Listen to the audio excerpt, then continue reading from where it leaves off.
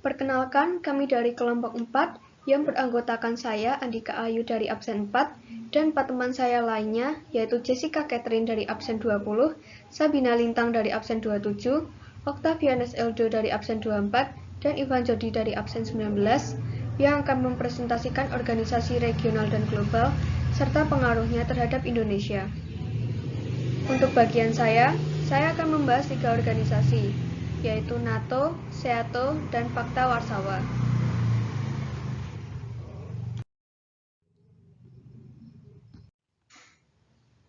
Yang pertama ada NATO, North Atlantic Treaty Organization, yang berarti Fakta Pertahanan Atlantik Utara. Bermarkas di Paris, Prancis, yang dilatar belakangi karena adanya keinginan untuk mempertahankan dominasi Amerika Serikat dan sekutunya terhadap Uni Soviet sebagai upaya mencegah pengaruh komunis yang semakin meluas di seluruh benua. Lalu disusunlah sebuah draft kesepakatan yang mengatur kedudukan anggotanya serta menyusun kewajiban dan haknya sebagai anggota.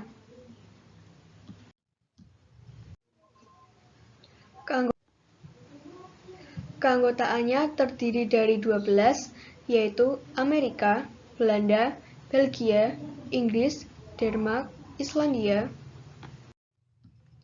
Italia, Kanada, Luxembourg, Norwegia, Portugal, dan Prancis.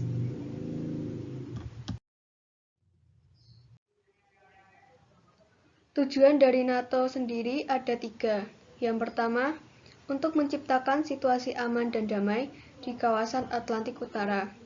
Yang kedua, untuk melindungi negara-negara Eropa dan Amerika Utara dari pengaruh komunisme. Yang ketiga, berperan aktif dalam upaya menciptakan perdamaian dunia.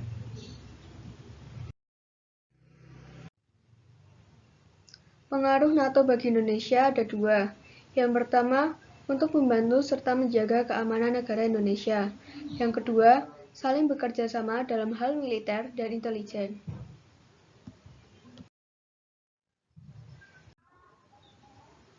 Organisasi yang kedua ada SEATO, Southeast Asia Treaty Organization. SEATO adalah aliansi militer untuk pertahanan kolektif dan ditandatangani di Manila, Filipina. Lembaga formal SEATO dibentuk pada pertemuan mitra perjanjian di Bangkok pada bulan Februari 1955. Pasca Perang Dunia Kedua, situasi politik di dunia diwarnai dengan munculnya perang dingin antara Amerika Serikat dan Uni Soviet dalam bentuk perang ideologi antara liberal dan komunisme, terutama ideologi komunis yang menyebar di Asia Tenggara, sehingga kelahiran SEATO sebagai upaya untuk membendung berkembangnya komunisme. Keanggotaannya terdiri dari 8, yaitu Australia, Prancis, Selandia Baru, Pakistan, Filipina, Thailand, Inggris, dan Amerika Serikat. Tujuan dari SEATO adalah upaya membendung berkembangnya komunisme di Vietnam ke negara Asia Tenggara lainnya. Sedangkan pengaruh SEATO bagi Indonesia ada 2. Yang pertama, Presiden Soekarno menolak masuknya SEATO karena politik luar negeri Indonesia adalah bebas aktif, yaitu tidak terikat pada blok atau kekuasaan tertentu. Yang kedua, sebagai ancaman negara di Asia, karena keterlibatan Amerika Serikat dalam konflik Indo-Cina lebih mengarah ke perang daripada perdamaian. Yang ketiga, ada organisasi Fakta Warsawa atau pertahanan bagi negara-negara di Eropa Timur.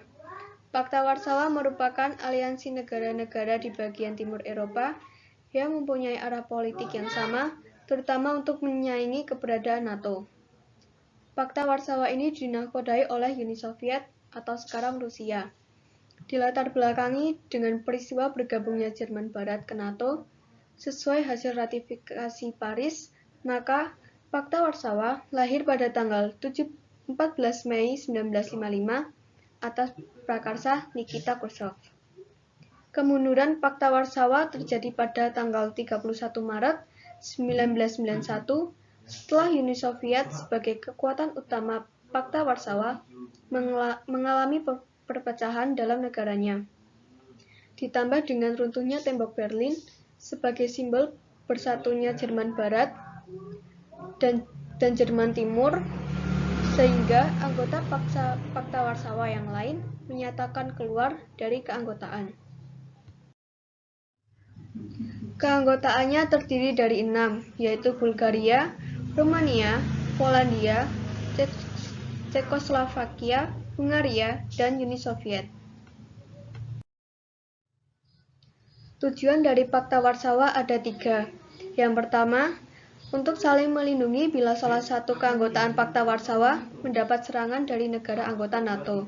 Yang kedua, untuk meningkatkan kerjasama pertahanan dan militer negara-negara Blok Timur. Yang ketiga, untuk mengimbangi kekuatan aliansi pertahanan NATO. Sedangkan pengaruh Pakta Warsawa bagi Indonesia sendiri, yaitu Indonesia telah terbawa oleh arus komunisme dan liberalisme. Hai, perkenalkan nama saya Jessica Catherine dari kelas 12 IPS absen 20. Sekarang saya akan membahas tentang CENTO, ANZUS, dan AFTA. Yang pertama, CENTO atau Central Asia Treaty Organization. Yang pertama yang akan saya bahas adalah latar belakang. Organisasi ini dibentuk pada tanggal 24 Februari 1955 oleh negara Timur Tengah yang didukung oleh Amerika Serikat, tetapi Amerika tidak bergabung dengan organisasi ini. Awalnya organisasi ini bernama METO atau Middle East Treaty Organization atau Baghdad Pact Organization. Organisasi ini bermula dari jatuhnya monarki Irak yang anti-Soviet akibat kudeta militer. Anggotanya ada Iran, Irak, Pakistan, Turki, dan Inggris. CENTO mempunyai tujuan yang pertama mencegah invasi dan menyebarnya paham komunisme Uni Soviet yang sedang berkembang di Asia. Yang kedua, mempertahankan posisi liberalisme Amerika. Yang ketiga, mencegah adanya kudeta yang dilakukan oposisi yang berpaham komunis di setiap negara anggota. Yang keempat, mewujudkan perdamaian di kawasan Timur Tengah.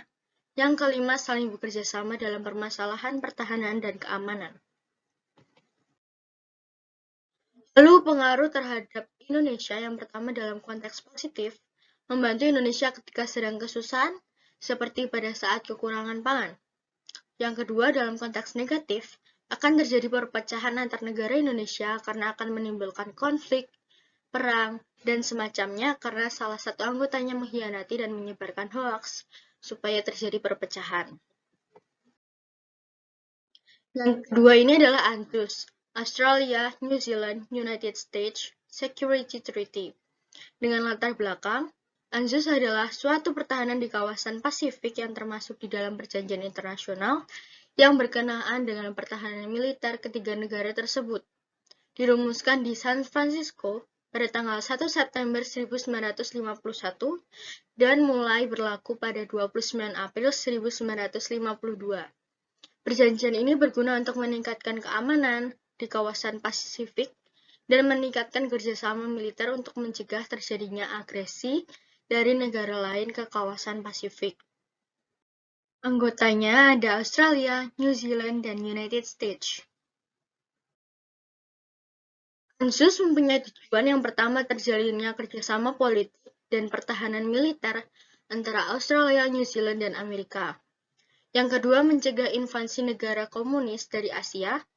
Yang ketiga, memperkuat pengaruh Amerika di Australia dan New Zealand. Pengaruh ANZUS terhadap Indonesia yaitu terhadap dinamika yang berada di kawasan Asia Pasifik. AFTA, ASEAN Free Trade Area, dengan latar belakang, tahun 1992 pertemuan kepala negara ASEAN yang keempat di Singapura, negara-negara ASEAN menyepakati untuk membentuk organisasi regional dalam bidang ekonomi dalam upaya meningkatkan daya saing perdagangan dunia. Hal ini didorong dengan adanya organisasi ekonomi regional lainnya yang mulai beroperasi secara tertutup serta mulai meningkatkan ekonomi dan industri. Oleh karena itu, dibuatlah AFTA untuk bekerja sama dalam bidang ekonomi agar tidak tertinggal perkembangan ekonomi dunia. Anggotanya ada Indonesia, Thailand, Singapura, Brunei Darussalam, Filipina, Vietnam, Myanmar, Laos, dan Kamboja. AFTA sendiri mempunyai tujuan. Yang pertama, adanya perubahan eksternal sebagai masa transisi akan adanya tatanan dunia yang baru. Yang kedua, saling memajukan ekonomi negara anggota ASEAN. Yang ketiga, untuk meningkatkan investasi asing langsung ke ASEAN. Yang terakhir, menggalang persatuan regional untuk meningkatkan posisi dan daya saing. Nah, yang terakhir adalah pengaruh AFTA terhadap Indonesia. Yang pertama dalam konteks positif. Yang pertama, terbukanya pasar internasional dan memperluas pemasaran pelaku industri. Yang kedua, mudah mengakses modal investasi dari luar negeri. Yang ketiga, semakin mudah barang yang diperoleh dari luar negeri. Yang kedua, dalam konteks negatif. Yang pertama, mematikan pasar lokal karena adanya persaingan antara pasar luar negeri dan pasar lokal. Yang kedua, masuknya tenaga asing yang memiliki skill. Yang ketiga, masuknya produk luar negeri yang melonjak besar. Dan sekian dari saya, terima kasih. Perkenalkan, saya Sabina Lintang Narasakanti, absen 27, akan menjelaskan mengenai GATT, NAFTA, dan AAC atau MII. Yang pertama ada GATT atau General Agreement of Tariffs and Trade. Latar belakang dibentuknya GATT atas respon terhadap tidak adanya pihak pengatur tarif dan perdagangan, sehingga terjadi pelanggaran dan diskriminasi dalam perdagangan barang internasional. Dan juga dipengaruhi oleh keinginan dari negara-negara dunia untuk melakukan negosiasi terhadap perdagangan bebas internasional. GATT beranggotakan lebih dari 128 negara. Di antaranya adalah Australia, Brasil, Myanmar, Amerika Serikat, Indonesia, Jerman, dan Jepang. Tujuan dari GATT adalah 1. Meningkatkan kesempatan kerja. 2. Memperluas produksi dan pertukaran barang. 3. Menghapus perlakuan diskriminasi dalam perdagangan internasional. 4. Memecahkan masalah dan hambatan dalam perdagangan internasional. Dan 5. Meningkatkan efisiensi penggunaan sumber daya yang ada di dunia. Pengaruh GATT bagi Indonesia yaitu 1. Meningkatkan keuangan negara. 2. Meningkatkan daya saing negara. Dan yang ketiga, meningkatkan investasi negara. Yang selanjutnya ada NAFTA atau North America Free Trade. Latar belakang dibentuknya NAFTA yaitu karena adanya suatu hambatan berupa ketimpangan perkembangan ekonomi dalam perdagangan bebas, serta meningkatnya tingkat pengangguran di negara kawasan Amerika Utara. Negara-negara anggota dari NAFTA yaitu Amerika, Kanada, dan Meksiko. Tujuan dari NAFTA yaitu 1. Meningkatkan kegiatan ekonomi para anggota. 2. Mengusahakan standarisasi barang yang diperdagangkan. 3. Meningkatkan pelayanan pada konsumen dengan mengutamakan aspek keselamatan, kesehatan, dan ramah lingkungan. Yang keempat, mengatur keseimbangan ekspor dan impor di negara di antara anggota.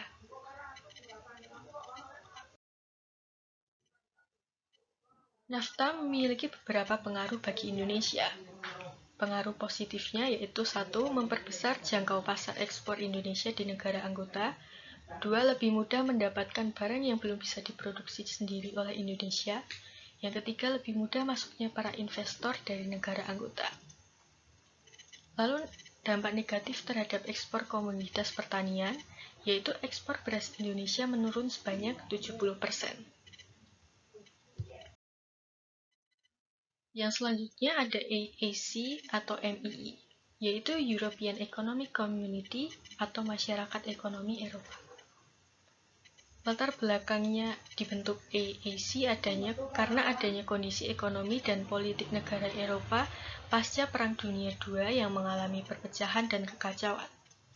Beberapa negara Eropa menginginkan sebuah kerjasama ekonomi dan politik untuk meningkatkan kesejahteraan dan perdamaian masyarakat Eropa.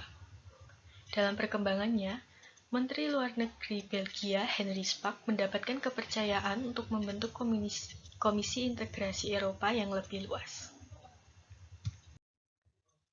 Berikut adalah negara-negara anggota AAC.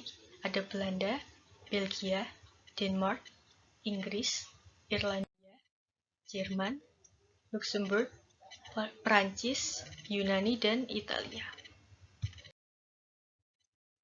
Tujuan dari AAC yaitu 1. Menciptakan kemitraan ekonomi antar negara Eropa, 2. Meningkatkan kesejahteraan masyarakat Eropa, yang ketiga memberlakukan perdagangan bebas di kawasan Eropa, yang keempat meningkatkan solidaritas dan kepedulian antara negara anggota AAC, dan yang kelima melakukan perlindungan terhadap industri dan produk dari negara anggota AAC. Pengaruh AAC bagi Indonesia yaitu 1. Menstabilkan perekonomian negara, 2. Memberikan keuntungan dari segi ekspor dan impor, 3. Meningkatkan investasi, keempat menambah laba bagi negara, dan yang kelima mensejahterakan masyarakat. Sekian presentasi dari saya, terima kasih.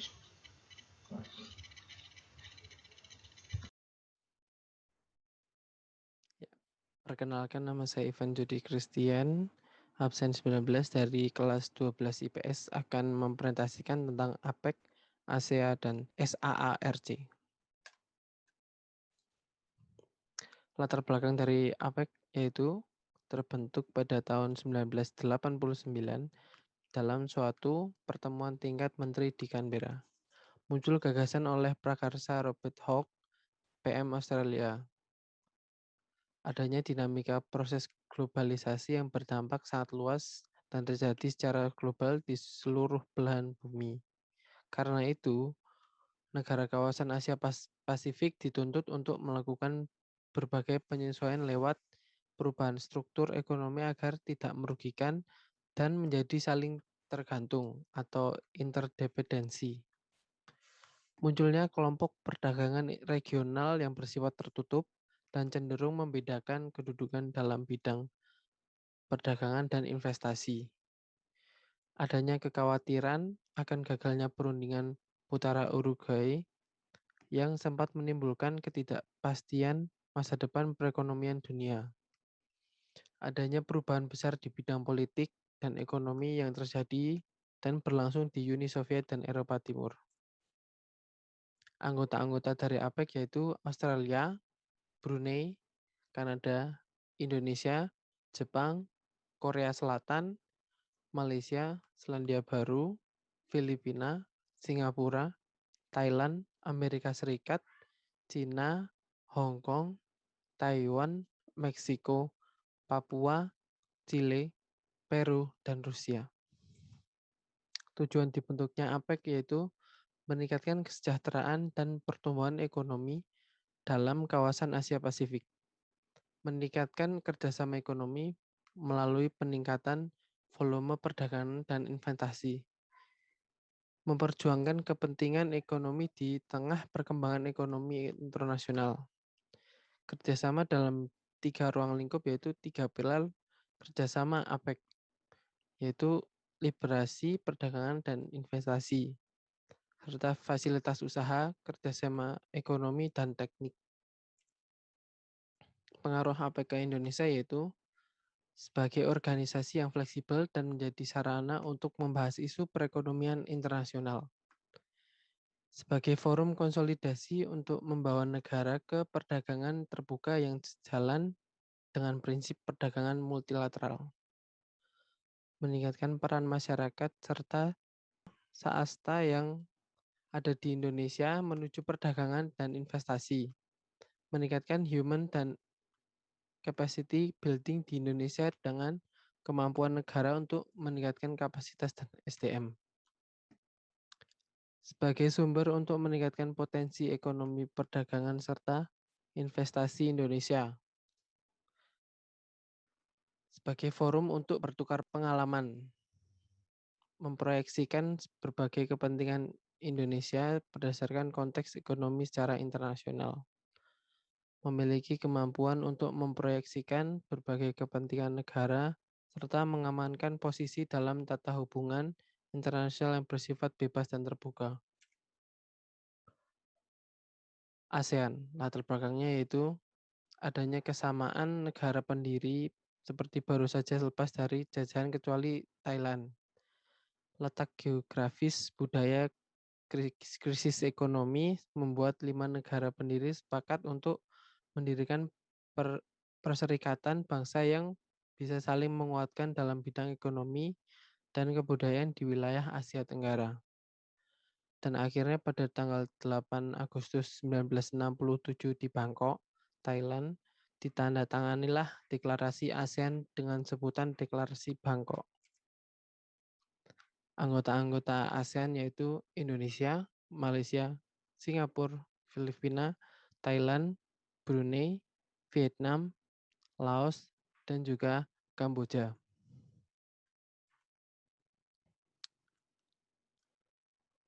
Tujuan dibentuknya ASEAN yaitu mempercepat pertumbuhan ekonomi, sosial budaya melalui usaha bersama dengan semangat yang setara dan kemitraan. Memajukan perdamaian serta stabilitas regional dengan menghormati supremasi hukum serta patuh pada prinsip PBB. Memajukan kerjasama, rasa saling membantu dalam konteks pengetahuan, teknologi, politik, ekonomi, sosial, dan budaya. Mempererat hubungan internasional dan regional antar negara. Menyelenggarakan usaha penelitian masalah dengan menyediakan fasilitas pelatihan, penelitian teknis, dan juga administrasi. Memperkuat perdagangan internasional sehingga terjadi kolaborasi secara lebih efektif untuk memanfaatkan pertanian, industri, perdagangan, serta fasilitas yang menunjang. Pengaruh ASEAN terhadap Indonesia yaitu mengisi kekurangan ekonomi bagi masing-masing negara yang mengadakan kerjasama, memperluas hubungan dan mempererat persaudaraan, meningkatkan divisi negara, dapat memenuhi kebutuhan yang tidak bisa diproduksi dalam negeri, memperluas pasar bagi produk dalam negeri, memperluas lapangan kerja, menghilangkan hambatan perdagangan internasional, mempercepat pertumbuhan ekonomi, meningkatkan kesejahteraan dan kemakmuran masyarakat, terjadinya alih teknologi, dan yang terakhir, masuknya modal asing ke dalam negeri. Kita masuk ke SAARC, latar belakangnya yaitu dalam jurnal South Asian for Regional Cooperation yaitu SAARC, Its Role, Hurdles, and Prospects tahun 2013, karya Irum Shahin. Pendirian SAARC dilatar belakangi oleh kondisi negara-negara Asia Selatan yang belum mampu berkembang optimal. Hal tersebut dikarenakan negara-negara Asia Selatan belum mampu mengelola kekayaan sumber daya manusia dan sumber daya alam dengan baik. Anggota-anggotanya yaitu Afghanistan, Bangladesh, Bhutan, India, Maldives, Nepal, Pakistan, dan juga Sri Lanka. Tujuan dibentuknya SAARC yaitu memperkuat kerjasama negara anggota dengan negara berkembang lain di dunia, menyejahterakan rakyat di Asia Selatan untuk membuat kehidupannya menjadi lebih maju, mempercepat pertumbuhan ekonomi, perkembangan sosial dan budaya untuk menuju individu yang bermartabat, memperkuat kepercayaan diri secara kolektif di antara negara-negara di Asia Selatan, memperkuat kerjasama antara negara anggota dengan forum internasional mengenai hal yang terjadi, memperbesar rasa saling percaya dan tolong-menolong untuk menyelesaikan suatu masalah, bekerja sama dengan organisasi regional dan internasional dengan tujuan yang sama.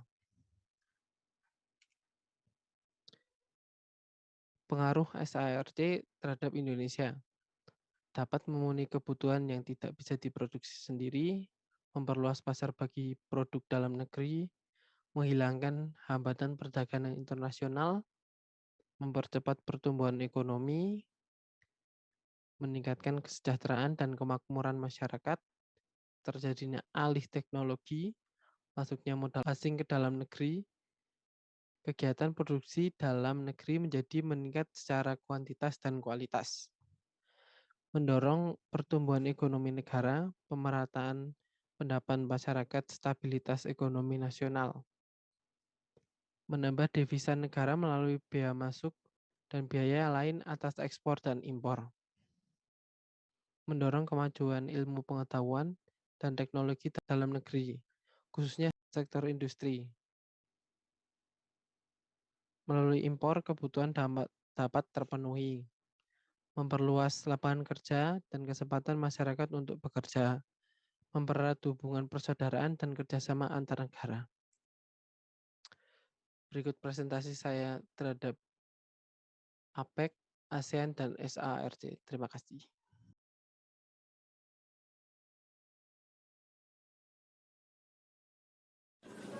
Perkenalkan, nama saya Octavianus Hidup Prakoso dari kelas 12 IPS, absen 24. Kali ini saya akan menerangkan tentang OKI, OPEC, dan WTO. OKI adalah singkatan dari Organisasi Konferensi Islam. OKI adalah organisasi Islam internasional bersifat non-militer yang didirikan pada Mei 1971 dan diawali oleh KTT Islam pertama yang berlangsung di Rabat, Maroko 22 sampai 25 September 1609. Latar belakang organisasi konferensi Islam yaitu 1. Adanya KTT yang menunjukkan ide untuk menghimpun kekuatan Islam dalam wadah internasional. 2. Adanya perusahaan Masjid Al-Aqsa oleh Israel yang dilakukan pada tanggal 21 Agustus 1969. Organisasi konferensi Islam juga memiliki tujuan. Yang pertama, memasukkan solidaritas antara negara, anggota dalam bidang politik ekonomi, sosial budaya, ilmu pengetahuan, dan pertahanan keamanan. Yang kedua, melindungi tempat suci untuk Islam. Yang ketiga, menciptakan hubungan yang harmonis antara anggota dengan negara lain. Peran Indonesia, peran menjadi Committee of Six 1993, Konferensi OKI tingkat menteri 1996 ke-24 di Jakarta. Organisasi konferensi Islam juga memiliki pengaruh positif dan negatif bagi bangsa Indonesia. Yang positif, 1. Turunnya tarif impor. 2. Meningkatkan kerjasama ekonomi. 3. Penanganan masalah radikalisme dan terorisme. Negatif, kewajiban sertifikasi halal produk. Yang kedua, terdapat kemungkinan negara non-anggota tidak mau bekerja sama. Organisasi konferensi Islam juga memiliki pengaruh positif dan negatif bagi bangsa Indonesia. Yang positif, 1. Turunnya tarif impor. 2. Meningkatkan kerjasama ekonomi. 3. Penanganan masalah radikalisme dan terorisme. Negatif, kewajiban sertifikasi halal produk. Yang kedua, terdapat kemungkinan negara non-anggota tidak mau bekerja sama. Selanjutnya ada OPEC, Organization of Petroleum Exporting Country. OPEC merupakan organisasi tempat berkumpulnya negara pengekspor minyak yang didirikan pada tanggal 14 September 1960. Negara-negara tersebut adalah Iran, Irak, Kuwait, Arab Saudi, dan Venezuela. Organization of Petroleum Exporting Country juga memiliki tujuan ekonomi dan politik. Yang ekonomi, 1. Mempertahankan harga minyak. Yang kedua, menentukan harga sehingga menguntungkan negara produsen. Yang politik, 1. Mengatur hubungan dengan perusahaan minyak asing atau pemerintah negara konsumen. Selanjutnya ada WTO, World Trade Organization. WTO adalah badan pengatur masalah perdagangan negara. Latar belakangnya, 1. Adanya gagasan untuk mendirikan suatu organisasi perdagangan multi atau liberal. Kedua, perkembangan dagang yang semakin kompleks menurut adanya sebuah aturan atau hukum yang tertulis dalam berlaku secara universal. Adapun tujuan dari World Trade Organization yaitu 1. Mengatur mekanisme peninjauan kebijakan di bidang perdagangan. 2. Menciptakan kesejahteraan negara anggota melalui perdagangan internasional.